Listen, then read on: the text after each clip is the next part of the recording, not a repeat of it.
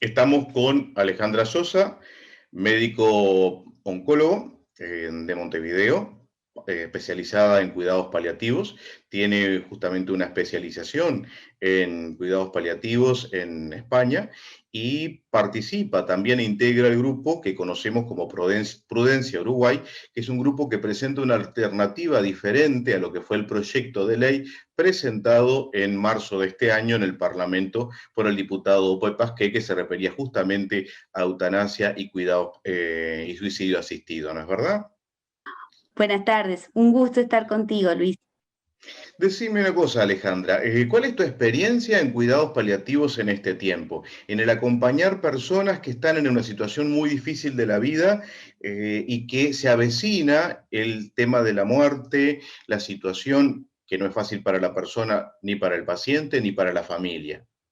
Yo hace 17 años que hago cuidados paliativos oncológicos y no oncológicos, dado que mi primera especialización es la oncología y que en realidad la cuna de los cuidados paliativos se desarrolló en los pacientes oncológicos.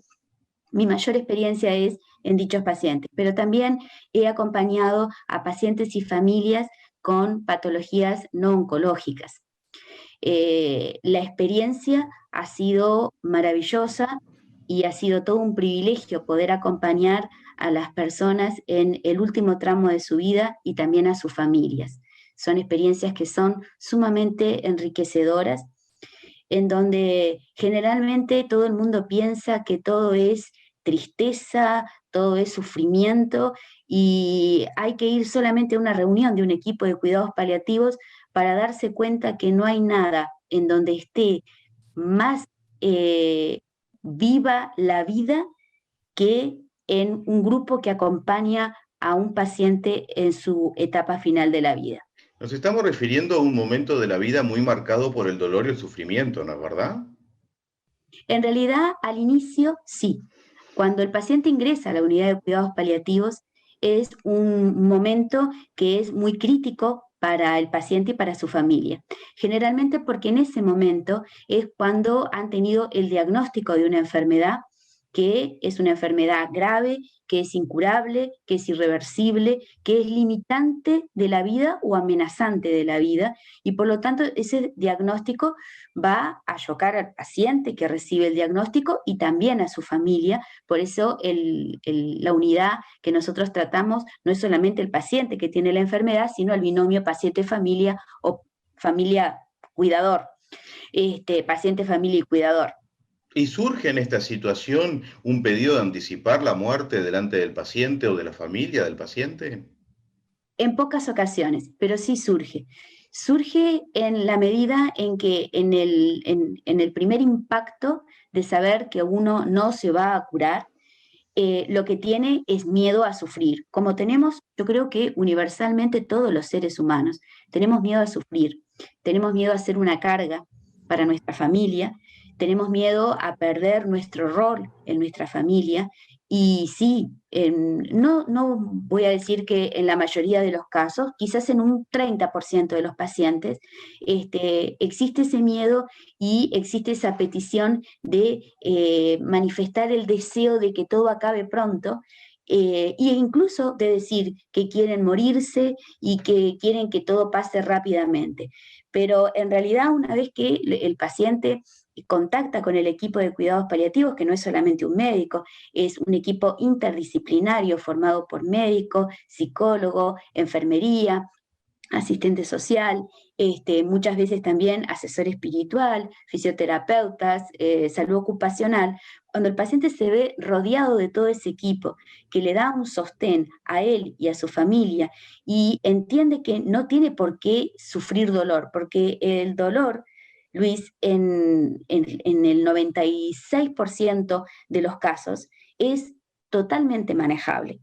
Cuando me nombrás todo ese equipo técnico que está en torno al paciente, me da la sensación, me transmitís una sensación de mucha contención, porque cada cual desde su especificidad aporta al cuidado de la persona en este momento, ¿no es verdad? Para aliviar esto que decías que puede ser dolor, sufrimiento. Eso es por lo menos lo que percibo que se intenta hacer y acompañar ese momento con mucha contención también, ¿no es cierto? Exactamente, exactamente. Nosotros siempre decimos, porque a veces parece que cuando a uno le diagnostican, por ejemplo, yo les voy a hablar más del cáncer, pero si quieren hablamos de cualquier otra enfermedad.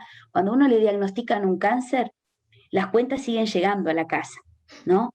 No, no te bajan la luz, no te bajan el agua, hay que seguir pagando la tarjeta de crédito, hay que seguir educando a los hijos, hay que seguir comiendo, y el tener cáncer o el tener cualquier otra enfermedad irreversible no hace que uno no tenga que pagar las cuentas. Hay que pagar el alquiler, hay que pagar todo. Entonces, ahí cuando, por ejemplo, el que se enferma es la cabeza de la familia, quizás la persona que tenía mayor ingreso y era la que se ocupaba de todos esos gastos, de repente ahí esa familia ve interrumpida su dinámica familiar, y ahí el trabajador social que está en el equipo tiene un rol que es predominante, mucho más que el médico, porque se necesitan arreglar todas esas cosas, y arreglando todo eso social, el paciente siente un gran alivio. Ya lo En creo, otros sí, porque casos, son una cantidad de aspectos que estás poniendo en juego una cantidad de aspectos, ¿no es verdad? Que también la persona que está sufriendo no sufre solamente por la enfermedad, sino por los otros que están también en esa situación. Me parece que es totalmente. tranquilizante también para la persona saber que hay otros que acompañan también en esas distintas áreas que entran en juego en este momento, ¿no es cierto? Exacto. En el caso del trabajador social, en todos esos temas, a veces hay que, uno al final de la vida tiene que arreglar muchas cosas si no las ha arreglado previamente, ¿no? Pero bueno, uno tiene que tratar de conseguir una pensión, de conseguir una jubilación, tiene que arreglar hasta su propio sepelio, tiene que decidir un montón de esas cosas, y eso también lo ayuda el asistente social, el psicólogo, este, eh, el manejo de los chicos, ¿no? Cuando una mamá, por ejemplo, que es una mamá sola porque ha perdido el papá, el padre no está presente o nunca estuvo presente, y esos niños van a quedar, son menores de edad y quedan solos. Y bueno, ahí también la psicóloga, el asistente social son mucho más importantes que la enfermería y que el médico. Nosotros siempre decimos, en el equipo no hay quien sea más que otro, ¿no? En el equipo vamos cobrando distinto importancia según los síntomas que tiene el paciente. Cuando hay un síntoma clínico físico, y bueno, cobrará mayor importancia el médico, ¿no? El rol será más predominante del médico porque dará indicaciones. Si hay una herida, la enfermera será la que sea la que más rol va a cumplir, porque nadie sabe más que curar heridas, y saben muchísimo más que los médicos. Y bueno, y nos vamos acoplando todos en el equipo para darle al paciente un sostén, para ayudarlo los 365 días del año y las 24 horas del día, al Cuando, paciente y a la familia. Cuando me haces este planteo, me da la impresión que a veces uno escucha que por un lado existe una propuesta de anticipar la muerte, como en la eutanasia, o el sufrimiento hasta el último momento, prolongando la vida, y que los cuidados paliativos no es ni una ni otra, ¿no es verdad? Es como una vía de medio acompañando estas situaciones, pero me pregunto también, cuando uno ya se da cuenta que el dolor es intenso, cuando el dolor es mucho. ¿Qué hacen? ¿Cuál es la propuesta de cuidados paliativos al momento que uno dice no a la eutanasia, no al ensañamiento terapéutico? Pero ¿cuál es la propuesta concreta, por ejemplo, en el último momento de la vida? Hemos escuchado hablar por ahí la sedación paliativa. ¿Cuál es la diferencia entre una sedación paliativa y la eutanasia? ¿Es lo mismo? No, es totalmente diferente. La sedación paliativa tiene como objetivo disminuir y, en lo posible, anular el sufrimiento del paciente. ¿Y cuándo la vamos a utilizar? cuando hay un síntoma que se llama síntoma refractario. Es decir, rara vez es el dolor, y eso lo aclaro porque siempre se va para el lado de dolor insoportable. El dolor, ya te conté, en el 95, 97% de los casos en nuestro país, en que afortunadamente tenemos a disposición todos los medicamentos, todos los analgésicos disponibles en todas las formas de presentación, a un costo que es muy barato. Me Este, estás queriendo y decir que es posible controlar el dolor de un paciente entonces en estas situaciones. Como médica totalmente, oncóloga me estás afirmando que es posible, que, totalmente. porque a veces ese es el temor que tenemos, ¿no es verdad? Que me van a dejar sufrir innecesariamente. Totalmente. El dolor es uno de los síntomas en que menos se usa la sedación paliativa.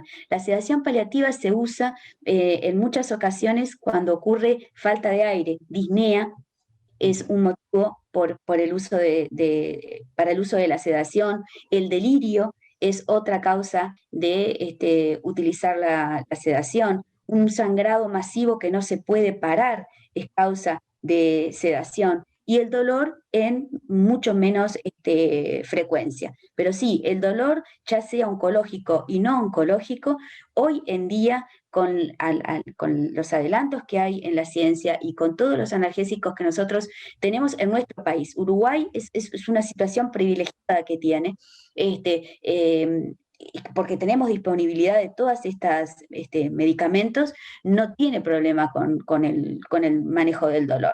Pero si existiera algún problema con el manejo del dolor, y el dolor, la disnea, el delirio, un sangrado fuera un síntoma que nosotros, poniendo toda nuestra experticia, toda la medicación que nosotros podemos tener para emplear, para calmar ese síntoma, en un tiempo obviamente prudencial en que haga efecto esa medicación, y no podemos lograr controlar ese síntoma y eso le causa al paciente un gran sufrimiento, lo que se va a hacer es la sedación paliativa. ¿Y qué es la sedación paliativa? El objetivo de la misma es disminuir o sacar el sufrimiento del paciente. ¿Cómo se hace? Administrando uno o a veces dos fármacos en la dosis proporcionada para lograr que el paciente disminuya su nivel de conciencia. El paciente va a estar dormido ¿Todo el y tiempo o puede también después retirarle, se le puede retirar la medicación y puede se volver le a tener un puede grado de retirar. conciencia? Ajá. Existen sedaciones que son intermitentes, pacientes que de repente lo que necesitan, y ellos mismos lo piden: necesito dormir, no puedo dormir, necesito descansar, y las drogas que usamos son drogas que tienen una vida media de acción de 5 o 6 horas, o sea que a las 5 o 6 horas el efecto de esa medicación ya no la vamos a tener en el organismo. Por lo tanto, el paciente, si no se le vuelve a administrar una nueva dosis, el paciente va a despertarse. El tema es que cuando no tenemos un síntoma controlado, ¿no? Que a eso se le llama síntoma refractario, se mantiene esa dosis de medicación para que el paciente no sufra, porque nadie va a querer que alguien se despierte y comience a sufrir nuevamente cada 5 o cada 6 horas.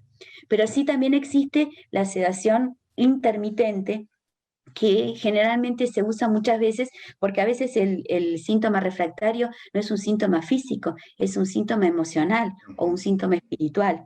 Y muchas veces la sedación intermitente en estas situaciones de dolor espiritual, de sufrimiento espiritual y emocional, lo que necesita el paciente es desconectarse un tiempo, descansar, dormir, y muchas veces cuando se despierta encuentra que, bueno, que puede seguir un poco más de tiempo con otra visión de la vida. Y Alejandra, ¿qué es lo que pasa entonces que ante esta propuesta que está diciendo de los cuidados paliativos, uno como la ve como no tan difundida, por lo menos en nuestro medio, no hay tantas personas que tienen acceso a esto? Yo escuchaba que es un porcentaje bastante menor, que también hay una propuesta de ley presentada sobre proyectos sobre cuidados paliativos, pero que tampoco ha sido aprobada todavía hasta el momento, ¿puede ser?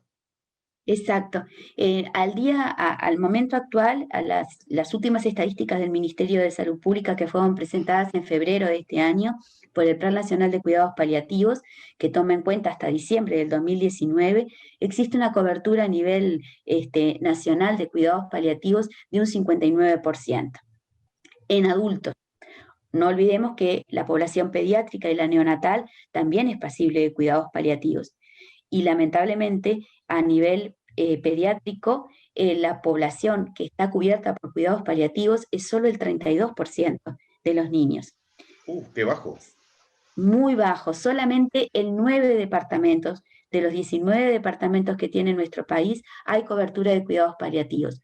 Una Entonces, cobertura que es también un tanto, tema, perdón que te interrumpa, pero es un tema político también entonces lo que estás mencionando, porque... totalmente, Ah, totalmente. Sí, sí, 100%. Y ahí se ve muy marcado la diferencia también entre lo público y lo privado.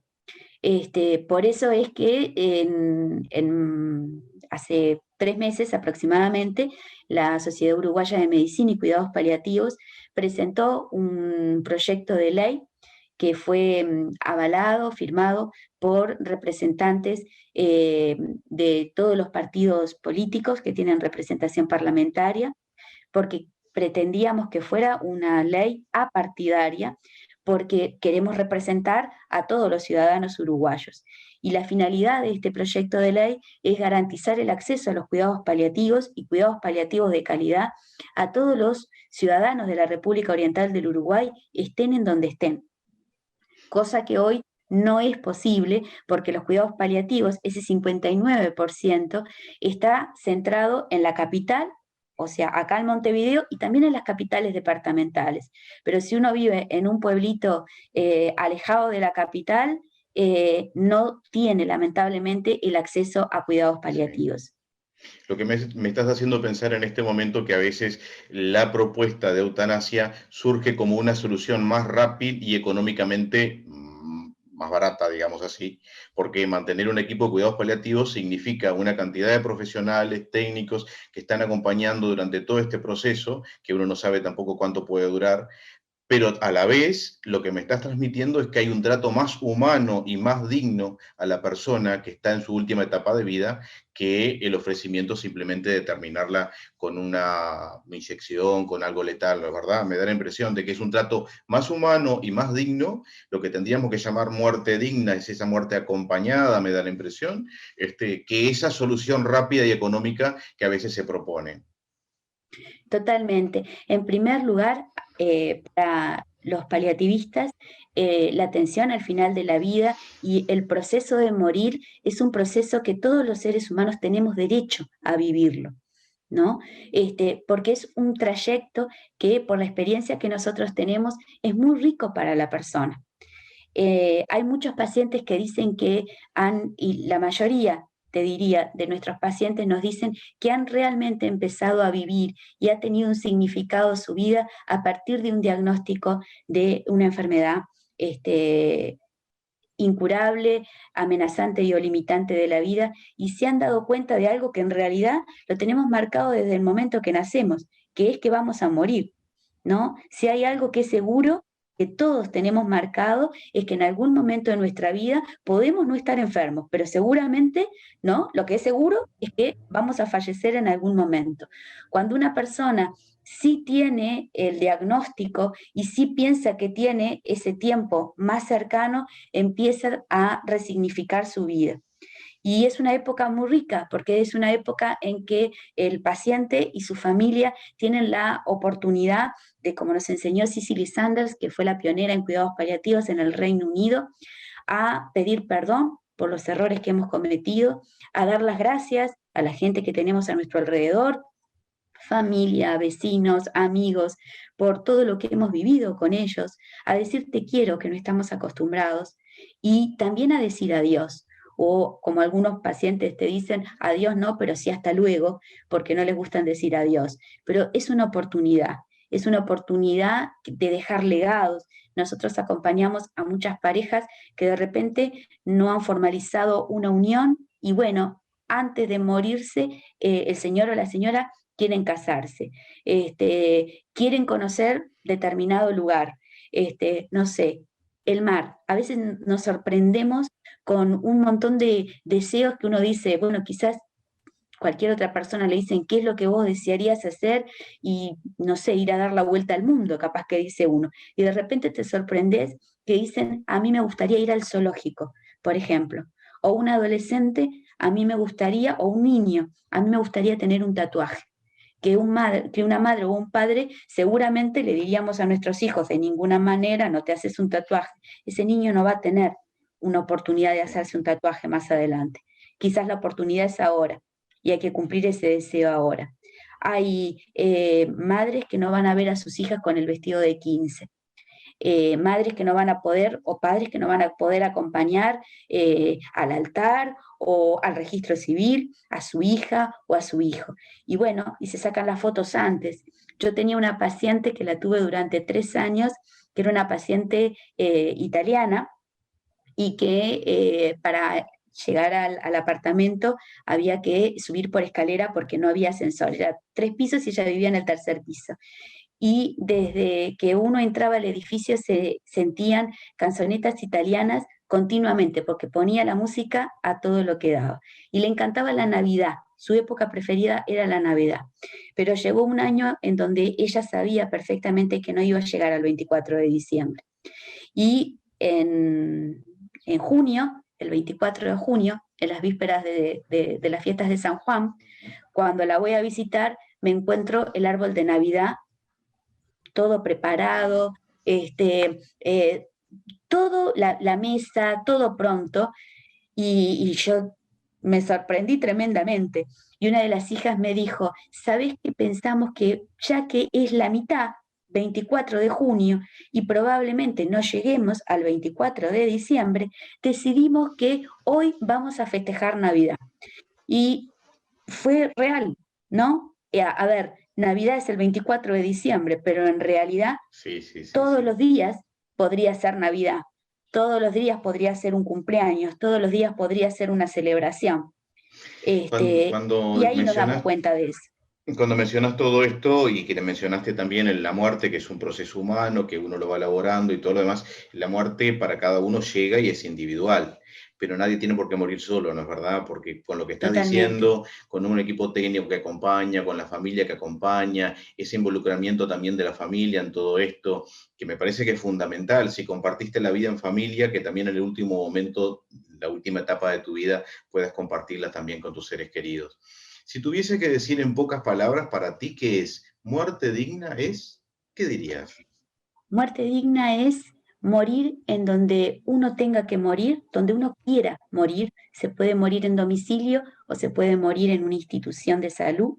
Eso depende de la preferencia de cada persona. Si a mí me preguntan para mí, muerte digna sería morir en mi casa, rodeado de mis cosas, de mis afectos y pudiendo haberme reconciliado con la vida y haber resignificado mi vida.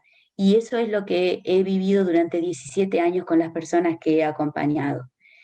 Algunas en donde han habido síntomas refractarios y se han tenido que sedar, y algunas que han fallecido sin necesidad de utilizar una sedación. Sedación que quiero aclarar, porque no quedó aclarado, es una indicación médica, legal, éticamente correcta y deontológicamente correcta, totalmente diferente a lo que es la eutanasia. En nuestro país hoy en día es una medida, una intervención activa y legal que va en contra del Código de Ética Médica, que en nuestro país es ley. Por lo tanto, es una actividad antiética y deontológicamente incorrecta, cuya finalidad no es disminuir el sufrimiento de la persona que está sufriendo. La finalidad y el objetivo de la eutanasia es quitarle la vida a una persona. ¿Y cómo lo hace? De forma activa. Le administra medicamento que en segundos, en dosis letales, que en segundos provoca la muerte de una persona. Por lo tanto, es totalmente diferente sedación paliativa y eutanasia, y son totalmente contrapuestas. Lo mismo que el suicidio médicamente asistido, en donde el médico le da al paciente las instrucciones de lo que debe hacer para quitarse la vida. O sea que son totalmente cosas diferentes. Los cuidados paliativos no acortan la vida y tampoco lo alargan con tratamientos fútiles, o sea que son inútiles, Necesarios, porque lo sí. que hacen es prolongar la vida de un paciente, pero a costa de un sufrimiento, y tampoco está a favor del encarnizamiento, o nosotros preferimos llamarlo empecinamiento terapéutico, porque en realidad no creemos que ningún médico lo haga de forma encarnizada. Encarnizado parece ser como que lo hace a propósito. Sí. Y lo que lamentablemente nosotros nos formamos como médicos y como gente del equipo de salud para salvar vidas, para curar. Y bueno, en el correr que vamos desarrollándonos en la medicina y en la salud, en las otras disciplinas que también trabajan en la salud, nos damos cuenta que vamos a acompañar procesos que muchas veces se va a poder curar, pero siempre se va a poder acompañar y cuidar a una persona. Te agradezco, Alejandra, entonces por tu tiempo, por tu colaboración en todo esto y te deseamos también éxito en la tarea que están realizando y mucha bendición también por el trabajo que tienen de humanizar un momento tan difícil en la vida de una persona. Muchas gracias y también a todo el equipo. Muchísimas gracias.